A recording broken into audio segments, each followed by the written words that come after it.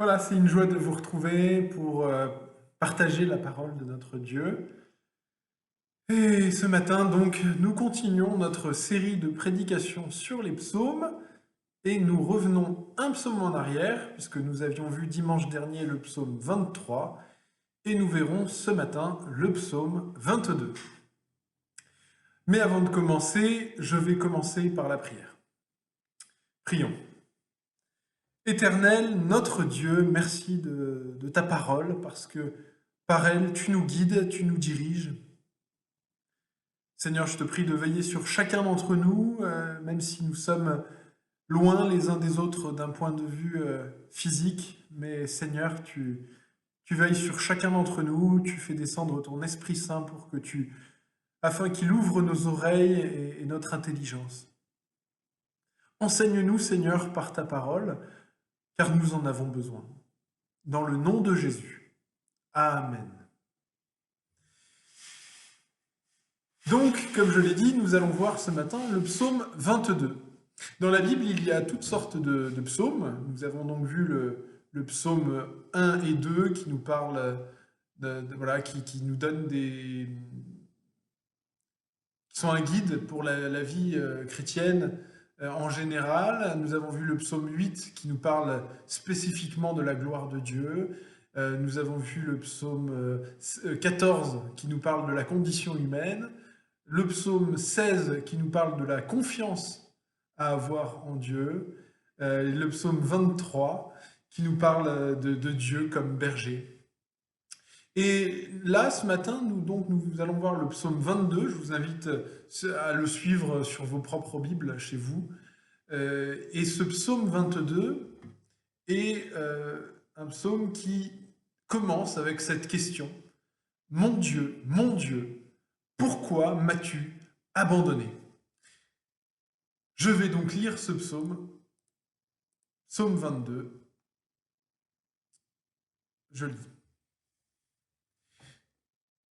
Au chef des chantres, sur biche de l'aurore. Psaume de David. Mon Dieu, pourquoi m'as-tu abandonné? Et t'éloignes-tu sans me secourir, sans écouter mes plaintes? Mon Dieu, je crie le jour et tu ne réponds pas, la nuit et je n'ai pas de repos. Pourtant tu es le Saint, tu sièges au milieu des louanges d'Israël. En toi se confiaient nos pères. Ils se confiaient et tu les délivrais. Ils criaient à toi et ils étaient sauvés. Ils se confiaient en toi et ils n'étaient pas confus. Et moi je suis traité comme un ver de terre et non comme un homme. Je suis traité comme la honte des hommes, le méprisé du peuple. Tous ceux qui me voient se moquent de moi. Ils ouvrent la bouche, secouent la tête. Recommande-toi à l'Éternel. L'Éternel le sauvera, il le délivrera puisqu'il l'aime. Oui, tu m'as fait sortir du sein maternel. Tu m'as mis en sécurité sur les seins de ma mère. Dès le sein maternel, j'ai été sous ta garde. Dès le ventre de ma mère, tu as été mon Dieu. Ne t'éloigne pas de moi quand la détresse est proche, quand personne ne vient à mon secours. De nombreux taureaux sont autour de moi, des taureaux de Bassan m'environnent. Ils ouvrent leur gueule contre moi, semblables au lion qui déchire et qui rugit. Je suis comme de l'eau qui s'écoule, et tous mes os se disloquent.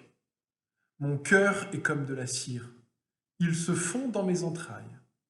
Ma force se dessèche comme l'argile, et ma langue s'attache à mon palais.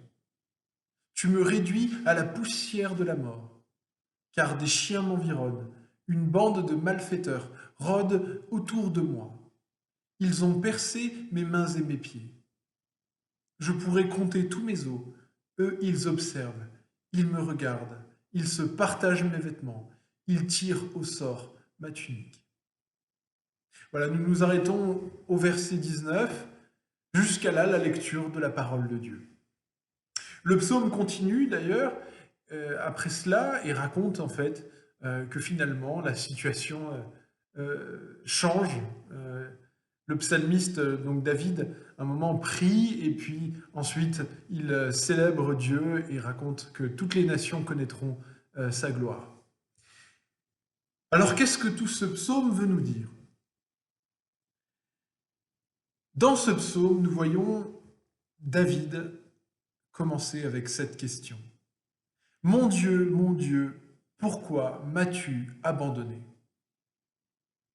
Remarquez qu'il ne dit pas mon Dieu, m'as-tu abandonné? Mais pourquoi m'as-tu abandonné?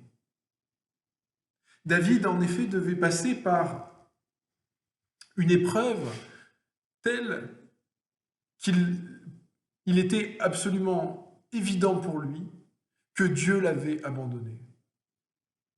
Souvent dans nos vies, lorsque nous passons par des terribles épreuves, notamment la perte d'un proche, ou une maladie, ou une souffrance qui ne veut pas s'en aller,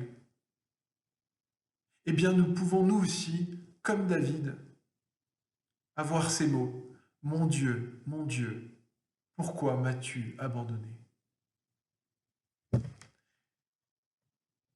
En effet, c'est difficile la relation qu'on peut avoir avec un Dieu qui est invisible. Parce que lorsque nous, les êtres humains, nous sommes en relation les uns avec les autres, nous nous lisons sur le visage de l'autre là où il en est dans sa relation. Nous interagissons et nous pouvons nous baser sur ce que nous voyons pour avoir une petite idée. Mais nous, les êtres humains, lorsque nous sommes en relation avec Dieu, que l'on ne voit pas, eh bien, nous pouvons douter de sa présence à nos côtés. Et nous écrier donc comme David, mon Dieu, pourquoi m'as-tu abandonné? Cette peur de l'abandon ou de la perte de faveur, elle est grande et elle touche même les croyants, évidemment. Je dirais même surtout les croyants, puisqu'il faut croire en Dieu il est nécessaire de croire en Dieu pour s'inquiéter du fait qu'on ait l'impression que Dieu est loin. Et lorsque une telle chose arrive, lorsque on se met à se dire que Dieu nous a abandonnés, souvent on se focalise, pour le dire, on se permet de dire que Dieu nous a abandonnés parce que précisément notre situation est une situation pénible, difficile. Ainsi, celui donc qui perd la santé ou qui perd un proche, eh bien, peut avoir ce sentiment que Dieu l'a abandonné. Mais est-ce légitime? Eh bien non, pas forcément. Ce n'est pas parce qu'on traverse des épreuves, qu'on souffre, que cela veut dire que Dieu nous a abandonnés. Parce que la Bible est très claire sur ce fait, c'est que Dieu n'enlève pas la souffrance ou les épreuves à ceux qui l'aiment. Oui, Dieu est celui qui contrôle toutes choses. Il est souverain sur le monde. Et pourtant, dans le monde dans lequel nous vivons, même en étant ses enfants, eh bien nous participons et nous supportons les mêmes souffrances que le reste du monde. Ainsi, nous ne pouvons nous baser ni sur notre richesse, ni sur notre santé, ni sur l'état de nos relations avec le monde, pour savoir si Dieu ou non nous a abandonnés.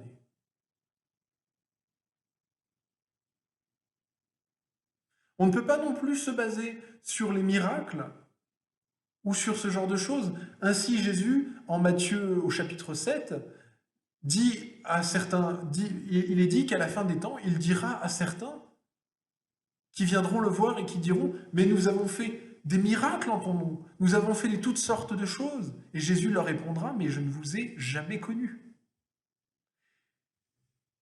Ainsi, on ne peut pas se baser sur, on va dire, les bénédictions, qu'elles soient matérielles, ou même les bénédictions spirituelles, pour savoir si Dieu est proche de nous. Alors souvent, dans cette situation, les croyants cherchent à se baser sur leur propre ressenti. Ainsi, des fois, on se lève le matin et on va dire, on sent que Dieu est présent avec nous. Je ne dis pas que ce sentiment ou que ces sentiments soient absolument illégitimes. Mais il y a aussi des matins où on se lève et on a l'impression que Dieu n'est pas là, qu'il nous a abandonnés. Et ces sentiments ou ces ressentis, sans pour autant les disqualifier entièrement, doivent toujours être relativisés. Ainsi que l'ordonne d'ailleurs l'apôtre Jean dans la première lettre, ainsi qu'il l'écrit, « Car si notre cœur nous condamne, écrit-il, Dieu est plus grand que notre cœur et il connaît toutes choses. » Nous ne pouvons donc pas nous baser uniquement sur notre ressenti. Mais si nous ne pouvons pas nous baser sur notre propre ressenti, pas plus d'ailleurs que nous ne le pouvons sur le contexte de notre vie, les bénédictions matérielles ou même notre bonheur, sur quoi pouvons-nous nous baser pour savoir où nous en sommes dans notre relation à Dieu? Remarquons que le prophète David, lorsqu'il s'est écrié « Mon Dieu, pourquoi m'as-tu abandonné ?» n'a en pratique jamais été abandonné par Dieu. Et pourquoi n'a-t-il jamais été abandonné par Dieu? Nous apprenons pourtant dans les Écritures que David a commis bien des péchés, desquels il a dû se repentir, mais que jamais Dieu ne l'a abandonné. Le prophète David, lorsqu'il a composé ce psaume 22, ne parlait pas en premier de lui, je crois. Mais il faisait une description prophétique, guidé par l'Esprit Saint, de ce qu'allait vivre le Messie, le Sauveur.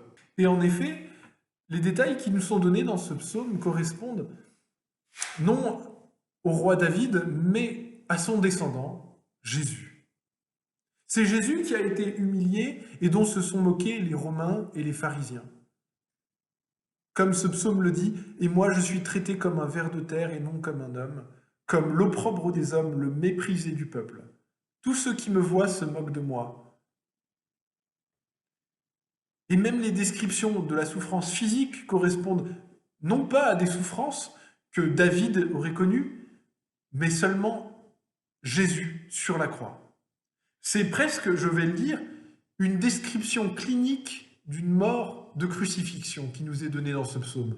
Permettez que je relise. « Et tous mes os se disloquent. Mon cœur est comme de la cire. Il se fond dans mes entrailles. Ma force se dessèche comme l'argile, et ma langue s'attache à mon palais. Tu me réduis à la poussière de la mort, car des chiens m'environnent, une bande de malfaiteurs rôde autour de moi. Ils ont percé mes pieds et mes mains. Je pourrais compter tous mes os. Eux, ils observent, ils me regardent, ils se partagent mes vêtements, ils tirent au sort ma tunique. » Ce passage doit nous rappeler que jamais le roi David, même s'il a pu dire cette phrase « Mon Dieu, pourquoi m'as-tu abandonné ?» ne pouvait vraiment l'affirmer en toute légitimité. En effet, le reste des Écritures nous explique que jamais le roi David n'a été abandonné par Dieu. Mais Jésus, à la croix, a souffert l'abandon de Dieu pour nous. En effet, Jésus a subi la colère de Dieu et le châtiment que nos péchés nous méritaient. Nous qui méritions d'être éternellement séparés de Dieu, éternellement abandonnés de lui à cause de nos fautes.